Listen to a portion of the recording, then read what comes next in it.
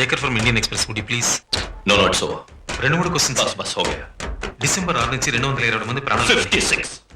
Post mortem report లో 220 ఉంది. Rights లో 56 మంది చనిపోయారు. అయితే హాస్పిటల్ రిపోర్ట్ తప్పంటారా? That's not my business. గాయపడ్డ వాళ్ళ, చనిపోయిన వాళ్ళ సంఖ్య చూస్తే అందులో ఎక్కువ మంది ఏమీ తెలియని అమాయకులు. ఈ పోలీసులకి అమాయకులంటే గిట్టదా? దేఖో, అక్కడ జరిగిన అగత్యాలకి ప్రతీకారంగా వీళ్ళు ఇక్కడ కలవరం సృష్టించారు. పోలీసులు ఆపడానికి ప్రయత్నించినప్పుడు ఆ గొడవలు చేసిన వాళ్ళు దెబ్బలు తగలకుండా ఉంటాయా? బతావో. కానీ పోలీసులు మోకాళ్ళ కిందగా ఫైర్ చేయాలి. ఎందుకు గుండెలను వెన్నులను కలిసి? చూశాను. హాస్పిటల్లో కుప్పలు కప్పడున్న శవాలు చూశాను. అక్కడ డాక్టర్స్ అడిగాను. పోలీసులు ఎవరు? వాళ్ళు మనుషులేగా. 500 మంది రాళ్లు పెట్రోల్ పంపులు వేస్తుంటే చేతులు ముడుచుకొని మోకాళ్ళ కింద కాల్చమంటారా? ఆ సాకుతో ఎంతమందిని చంపారు? అన్యాయంగా ఎన్ని ప్రాణాలు పోయినాయి? వాళ్ళ కుటుంబాలు ఎంత ఘోషిస్తున్నాయో తెలుసా, లేక తెలుసుకున్న అవసరం? పోలీసులు ఫైర్ చేస్తే కాల్చారు, చంపారు, అరాచకమని అరుస్తారు. ఫైర్ చేయకపోతే నుంచోడి తమాషా చూశారంటే రాస్తారు, అంతేగా. 220 మంది చచ్చిపోయారు. 56, 50. That's it. మీకు మా డిపార్ట్మెంట్ మీద గౌరవం లేదా? చాలా ఉంది. ఈ రోజు నా పిల్లలు ప్రాణాలతో నాకు దక్కారంటే దానికి కారణం ఇలాంటి పోలీస్ ఆఫీసర్లే. Thank you sir.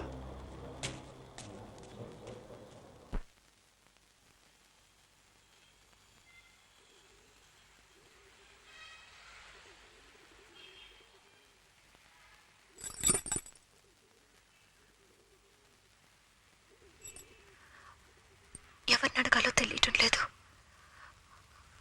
వారితోనూ చెప్పుకోలేకపోయాను. అందుకే ధైర్యంగా మిమ్మల్ని అడగాలనుకుంటున్నాను. ఓ అబ్బా, నా కోడలు మాట్లాడి అది ఈ మావగారు చెవిన పట్టడానికి 6 ఏళ్లు పట్టింది.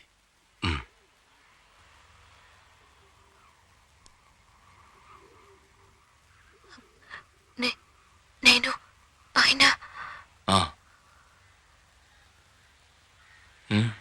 చెప్పు.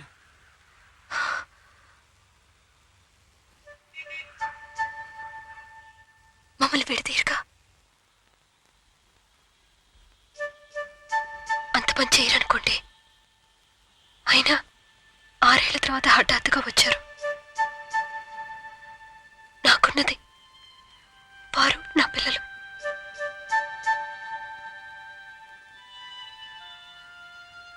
నా నుంచి దూరం చేయకండి. లేదమ్మా, నా మనవల మీద ఒట్టేసి చెప్తున్నాను. ఒకవేళ అనుకున్నా ఈ కుటుంబం నుంచి నిన్ను దూరం చేయగలనా ఏమిటి? వెళ్ళు తల్లి, నీ మామగారికి ఆకలిస్తుంది. నీ చేతితో పట్టెడు అన్నం పెట్టు. పో పోమ్మా.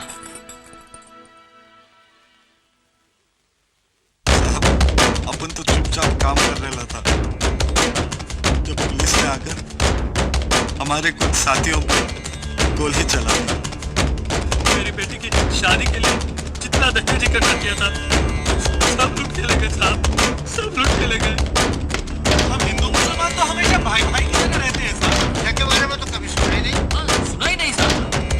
कुछ लोगों ने घर के अंदर घुसी मेरी आंखों के सामने मेरे पति को मार डाला।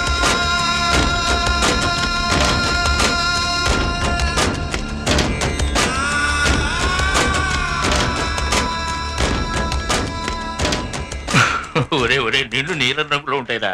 ఇందా దీంట్లో రాయి. बाहर आया है आपसे मिलने। ఎవరో వచ్చారట. ఓహో,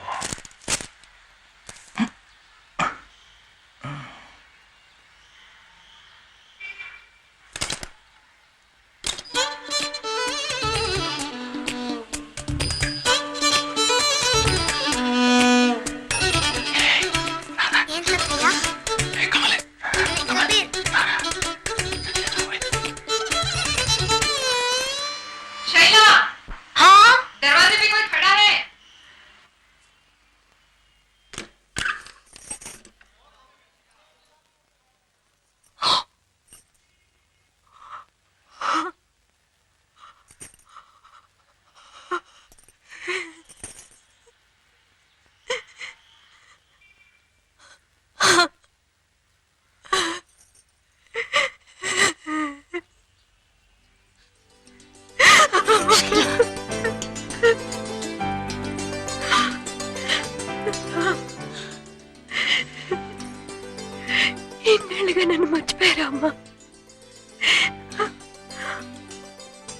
6 ఏళ్ళుగా నేను ఏడో రోజంటూ లేదమ్మా. ఏమ్మా నీకు దూరమై నేను ఎలాగో ఉండగలిగాను. నీ అబ్బా జన్మలు కాలేదు.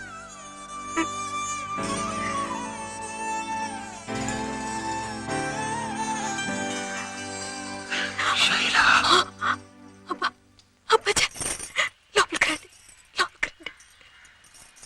రమ్మా.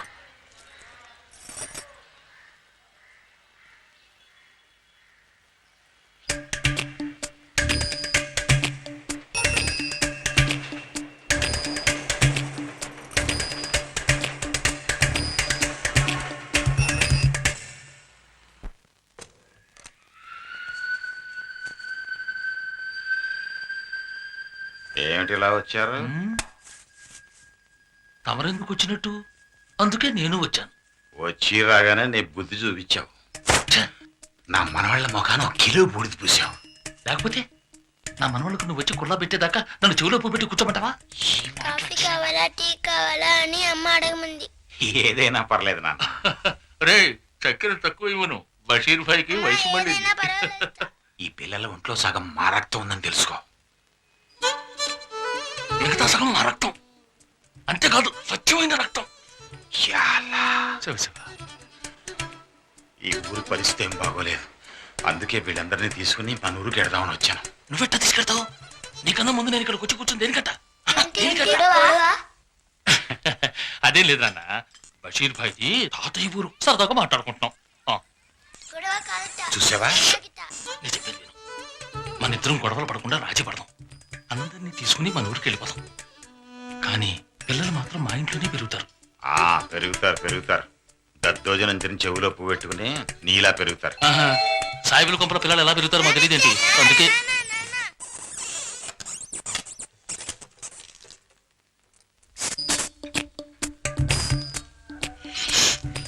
తాతయ్య వచ్చాడు. ఇద్దరు తాతయ్యలకి ఒక్కటే గొడవ.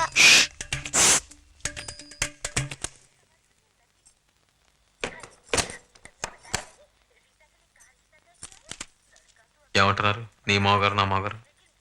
తాతయ్యలిద్దరూ చెరమనోడిని తీసుకెళ్లి పెంచుకుంటారట. అంతేనా? లక్షణంగా తీసుకెళ్ళమన్నా. అలా అంటారేమిటి? తీసుకెళ్ళి కష్టపడి వాళ్ళ ముచ్చట తీరుతుంది. బాగుంది. మరి మనకో? నువ్వు ఇంకొన్ని కట్టేసరి. ఓ ఇబ్బో, ఆశ చూడు. ఇంకొక్కటి ఆడపిల్ల. ఇదేమిటి మళ్ళీ కొత్తగా? నువ్వు నడుము మీద చేతులు వేసుకుని నడవడం చూసి ఎన్నాళ్ళైంది? ఇంత పెద్ద కడుపు. నువ్వు అని డోకుని ఎన్నాళ్ళైందో. పాప కావాలో ఇవాళ కనాలి, తెల్లారి పాప నా చేతిలో ఉండాలి. అందుకేం చేయాలి? ఇంతే సంగతులు. ఇద్దరు తాతయ్యకి ఒకే తగాద. వాళ్ళ కాలే. మీ నాన్న నువ్వు చూసుకో, మీ నాన్న నువ్వు చూసుకో. నాకొద్దు బాబు. కుచ్చి కుచ్చి కూనమ్మా పిల్లని ఇవ్వనడుగు.